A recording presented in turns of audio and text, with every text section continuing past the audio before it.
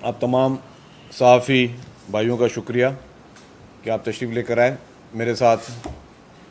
Minister local government Saeed Ghani साहब और home minister Zia Hussain Lanjar साहब भी यहाँ पे साथ तशरीफ़ आवर हैं। आज जैसा कि आपके इल्म में है कि जो अफसोसनाक और दर्दनाक वाक़या लियारी में हुआ, जिसके ज़रिए 27 मासूम जानों का नुकसान हुआ, जिसकी वजह से पूरा सूबा, पूरी पाकिस्तानी कौम और मैं समझता हूँ कि हम सब एज हुकूमत के नुमाइंदे होके सब गमज़दा हैं और इस दुख की घड़ी में उनके लवाहिकीन के साथ उस गम में बराबर के शरीक हैं। वज़ीर आला साहब ने आज एक अहम इजलास वज़ीर आला हाउस में तलब किया, जिसका कल वो ख़ुद ज़िक्र भी कर चुके थे वज़ीर आला साहब, और उन्होंने बहुत सख्त किस्म का जो नोटिस वो चीफ़ मिनिस्टर साहब ने इस पे लिया है। और उस नोटिस का मकसद यही है कि जो भी इस पूरे वाक़े में जिनकी कोताही है, जिन्होंने अपने फ़राइज़ जो उनकी ड्यूटी के हिसाब से नहीं सर अंजाम दिए या अंजाम दिए भी सही तो उस पर इम्प्लीमेंट नहीं करवा सके, उनके ख़िलाफ़ जो है सख्त कार्रवाई हो, जिस पे मैं सईद गनी साहब को दूंगा माइक के, वो उस पर तफसीलात बताएं। लेकिन चंद इम्पॉर्टेंट चीज़ें, जो भी बिल्डिंग कंट्रोल अथॉरिटी के अमला था इसमें मुलविस, जिनकी डायरेक्ट ज़िम्मेदारी थी, उनको वज़ीर बल्दियात साहब ने पहले ही दिन उनको मुअत्तल किया। आज चीफ मिनिस्टर साहब ने DG Sindh building control authority को भी मुअत्तल कर दिया है और वज़ीर आला साहब ने ये भी अहकामात जारी किए, जिसमें होम मिनिस्टर साहब को ये ताकीद की गई है कि फ़ौरी तौर पर FIR काटी जाए और जो भी इसमें मुलविस है उसके ख़िलाफ़ सख्त से सख्त कार्रवाई हो। तो ये बहुत ही अहम ताकि उसका मकसद ये था कि जी, और उसको 2 दिन के लिए टाइम दिया गया है कि फैक्ट फाइंडिंग रिपोर्ट सामने आए। पहले भी एक कमेटी बनाई गई थी, लेकिन अब उस कमेटी का दायरा भी थोड़ा बढ़ा दिया गया है, जिसमें कमिश्नर कराची को भी उसमें शामिल किया गया और बाकी लोगों को भी शामिल किया गया है कि फ़ौरी तौर पर सख्त वो जैसे ही कमेटी रिपोर्ट दे तो एक रूथलेस किस्म का एक्शन होगा। और आइंदा के लिए जो लाए अमल है, क्योंकि और भी बिल्डिंग्स हैं, फिर वो मज़ीद तफसीलात सईद गनी साहब आपको बताएंगे, लेकिन ये आज अहम फ़ैसला चीफ मिनिस्टर साहब ने किया है। अब मैं सईद गनी साहब से गुजारिश करूँगा कि वो आपसे बात करें। कुछ आउटलाइन तो आपको शजीद साहब ने बताई हैं,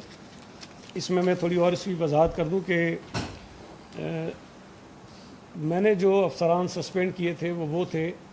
जो इस वक्त उस इलाके में तैनात थे, जिसमें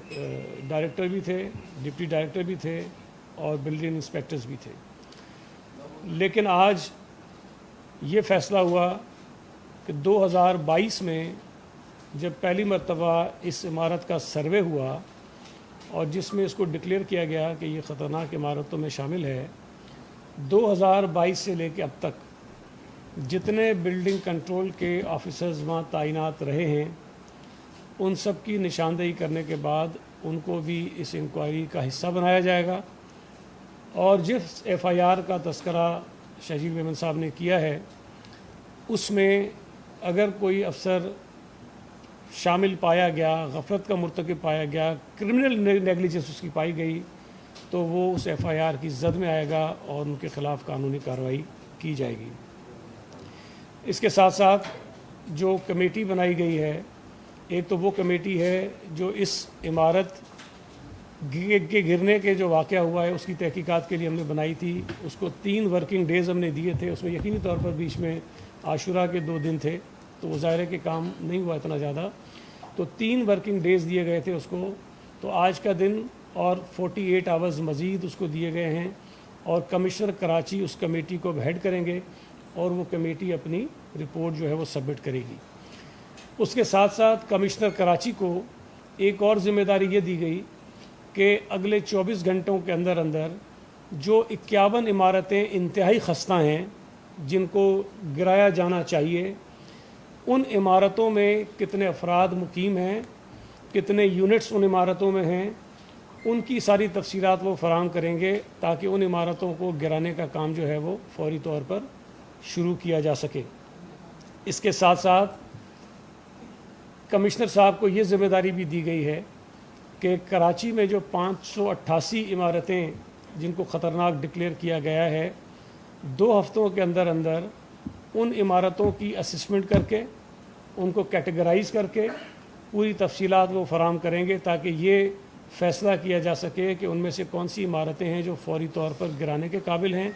और कौन सी ऐसी हैं जिनको अगर मेजर रिपेयर किया जाए तो वो ठीक हो जाएंगी। कमिश्नर साहब ने ये भी देखना है कि जिस तरह मैंने पहले बताया कि इन इमारतों में कितने यूनिट्स हैं, कितने अफराद मुकीम हैं, कितने उन यूनिट्स के मालिक हैं, कितने लोग पगड़ी के सिस्टम के तहत हैं, कितने किराएदार हैं, वो सारी तफसील भी वो फराहम करेंगे ताकि इन लोगों की जो रिहेबिलिटेशन का काम है कि इनको दोबारा हम किस तरह से सपोर्ट कर सकती है गवर्नमेंट, वो काम भी हम इसमें कर सकें। जो 27 अफराद हलाक हुए हैं इस हादसे के नतीजे में, उनको फौरी तौर पर 1 मिलियन के हिसाब से 27 लोगों को जो है वो गवर्नमेंट जो है वो माली इमदाद भी फराहम करेगी। चूँकि ज़ाहिर है कि जान की तो कोई कीमत नहीं है, लेकिन वो बहुत गरीब लोग हैं और वो इस वक्त बेघर भी हैं, तो फौरी तौर पर उनको इमदाद दी जा रही है ताकि वो अपना कोई रहने का खाने पर पर्सन जी 1 मिलियन 10 लाख रुपए एक फ़र्द के हिसाब से जो है वो उनको फराहम किए जाएंगे। जो शरीर साहब ने जिक्र आपको कर दिया है कि डीजी साहब को रिमूव कर दिया गया है, कोई नया डीजी जो है बिल्डिंग कंट्रोल का आएगा। और ये भी मैं आपको बता दूं कि जो तहकीकात की जा रही हैं कि जिसके नतीजे में FIR दर्ज होंगी, अगर उसमें डीजी की भी कोई नेगलिजेंस हुई तो उनको भी FIR में शामिल कर लिया जाएगा। ये मुकम्मल मुअत्तल कर दिया गया है। ज़रा रिमूव भी हो गए हैं, मुअत्तल भी हो गए, हट गए हैं, कोई नया डीजी आएगा। लेकिन मैंने इन एडिशन आपको ये बता रहा हूँ कि जो तहकीकात हो रही हैं कि जो अफसरान 2022 से लेके, चूँकि 2022 में भी यही डीजी थे उस वक्त भी जब ये सर्वे हुआ था इस इमारत का। अब हमने ये देखना है कि उसमें डीजी का रोल क्या बनता है, कि क्या वहाँ तक उनकी कोई ज़िम्मेदारी जाती है कि नहीं जाती है। तो जो ज़िम्मेदारी का तयन करने का काम हो रहा है उसमें अगर कहीं डीजी की तरफ से भी कोई क्रिमिनल नेगलिजेंस साबित हुई या सामने आई तो इस FIR में जो डायरेक्टर जनरल हैं उनका नाम भी इसमें शामिल कर लिया जाएगा। इसके अलावा मैं ये भी बताऊं कि कराची में तो ये 588 इमारतें हैं, लेकिन इन 588 इमारतों को शामिल करके पूरे सूबा सिंध में कोई 740 के करीब जो है इमारतें हैं जिनको डेंजरस डिक्लेयर किया गया है। और इन तमाम इमारतों के लिए जो एक कानूनी तरीक़ेकार होता है उसको तो SBCA फॉलो करता है कि इनको नोटिस इशू किए जाते हैं, अखबारात में इश्तिहारात दिए जाते हैं, इन बिल्डिंगों पर बड़े बड़े बैनर्स आवेज़ा किए जाते हैं और वहाँ जाकर बाकायदा मेगाफोन के ज़रिए ऐलानात किए जाते हैं कि ये आप इमारतें खाली करें। लेकिन हम ये समझते हैं कि ये काम ठीक है, वो कर रहे हैं, ये काम उनका करने का है, लेकिन ये काम करके ज़िम्मेदारी ख़त्म नहीं हो जाती है। अगर ऐसी किसी भी इमारत में जहाँ ये सारे तकाज़े पूरे किए गए हैं लेकिन उसके बावजूद भी लोग रह रहे हैं और खुदा न खास्ता इस किस्म के वाक़यात हो जाते हैं तो कोई ना कोई ज़िम्मेदार इसका ज़रूर है। तो हमारा ये समझना है, आज की मीटिंग में ये जो फ़ैसला हुआ है कि यहाँ तक काम करके लोग अपनी ज़िम्मेदारी से फ़ारिग नहीं हो जाते हैं। उन इमारतों में रहने वाले लोगों को निकालने के लिए ये इक़दाम करना ज़रूरी है। इसमें अभी फर्दर भी चूँकि हम इसमें पहले भी काम कर रहे थे, लॉ मिनिस्टर साहब के साथ जो हमारी कई मीटिंग्स हुई हैं, जो मैंने शायद असेंबली में भी इसका जिक्र किया था कि हम जो बिल्डिंग कंट्रोल का कानून है उसके अंदर तरामीम के ज़रिए कुछ सख्तियाँ नाफिज करना चाहते हैं, ख़ास तौर पे गैर कानूनी तामीरात के हवाले से। उस पर कुछ हमारा पहला ड्राफ्ट बना भी है जो हमने स्टेक होल्डर से शेयर भी किया है। मज़ीद उसमें शायद कुछ और चीज़ें भी इस वाक़े को सामने रख कर करनी पड़ेंगी, वो हम करने जा रहे हैं। और उसमें अभी हम इस पर गौर किया जा रहा है कि हम क्या किस अंदाज़ में जो डिस्ट्रिक्ट एडमिनिस्ट्रेशन है उसका किरदार रख सकते हैं, جو ہمارے میونسپل ادارے ہیں, بلدیاتی ادارے ہیں, ان کا کیا رول اس کے اندر رکھا جا سکتا ہے, اور کیا قانون کے ذریعے ان کے اوپر کوئی کرمنل افینسز جو ہیں ان کے لیے لگائے جائیں, کہ جو لوگ یہ عمارتیں بناتے ہیں, مثال کے طور پر یہ عمارت 50 سال 45 سال پہلے بنی تھی, لیکن اگر اس وقت یہ قوانین اس قسم کے سخت ہوتے, آج ہم کر لیں تو آج جو عمارتیں بن رہی ہیں تو شاید ہم ان کو روکنے میں کامیاب ہو جائیں گے اور ان لوگوں کو سخت ترین سزائیں دینے میں کامیاب ہو جائیں گے.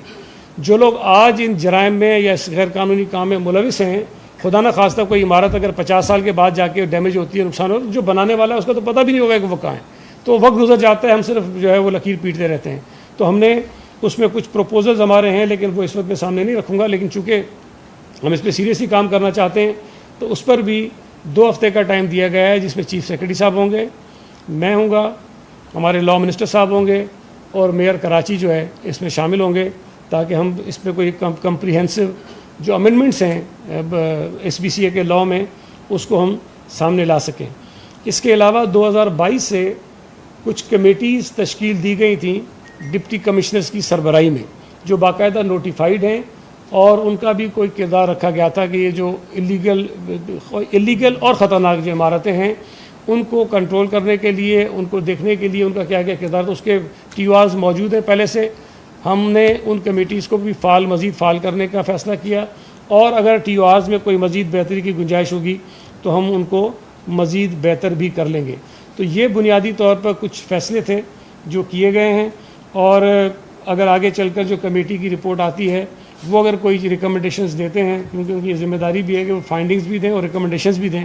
کہ کیا کارروائی بھی کریں, اور آئندہ ان فیوچر ان چیزوں کو روکنے کے لیے ہم کیا کیا اقدامات کر سکتے ہیں, تو وہ بھی جو ہے وہ فیصلے اس میں کریں گے.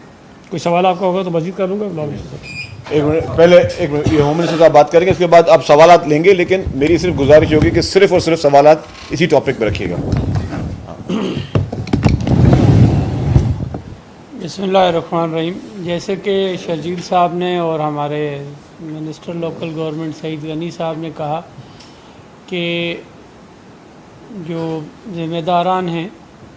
ان کے خلاف کارروائی ہوگی, لیکن اس کو ڈٹرمنیشن کرنے کی بھی ضرورت ہے کہ کس کا کرمنل نیگلیجنٹ ہے کس کے پارٹ پہ,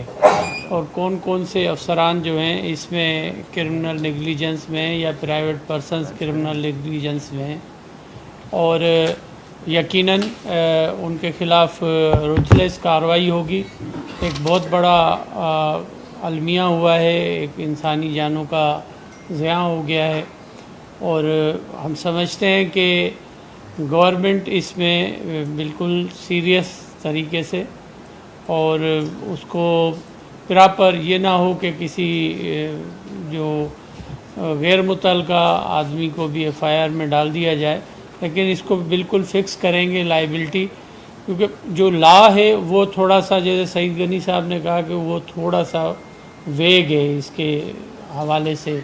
کہ رسپانسبلٹیز فکس کرنا, یا لیکن یقیناً ایک کرمنل نیگلیجنٹ ایکٹ ہوا ہے, اور اس میں جو بھی ذمہ داران ہیں ان کو فکس کریں گے اور ان کو اریسٹ بھی کریں گے, اور وہ بہت جلدی آپ کو نظر آئیں گے اریسٹ ہوتے ہوئے.